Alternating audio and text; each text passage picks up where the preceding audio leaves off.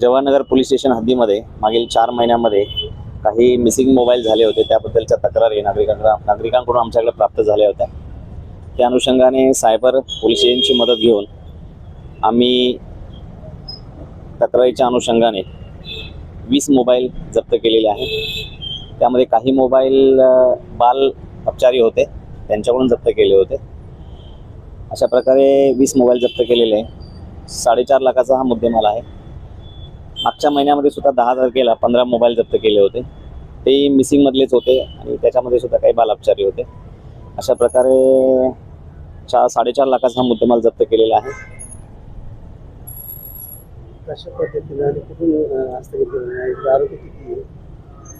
नाही, यामध्ये आरोपी नाही आहे, बाल अपचारी 2 आरोपी होते, त्यांना काय हे करता येत नाही, आपल्याला अटक करता येत नाही।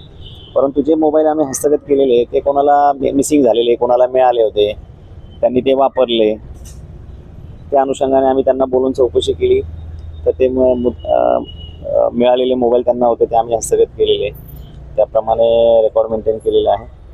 आणि अशा प्रकारे आज जे 20 मोबाईल आहे आम्ही ते ज्यांचे गेलेले आहे त्यांना आज परत केलेले आहे। त्याच्यामध्ये म्हणजे दुकानवाल्याचा वगैरे काही दुसऱ्यांचा रोल नाही, दुकानदारांचा काय रोल नाही। म्हणजे कोणाच्या ताब्यातून असतं हे ज्यांच्या ताब्यात होते त्यांच्याकडून हस्तगत केले ना, हे सुद्धा नागरिकच आहे, पण मिळाला मोबाईल वापरला तर नागरिकांना एक आव्हान आहे, जे मिळालेले मोबाईल आहे, तुम्हाला मिसिंग मधले मोबाईल मिळतात नागरिकांना, ते मोबाईल तुम्ही वापरू नका, संबंधित लोकल पोलीस स्टेशनला तुम्ही जमा करा। कारण मोबाईल टेक्निकल हेल्पने आम्ही ते मोबाईल शोधून काढतोच।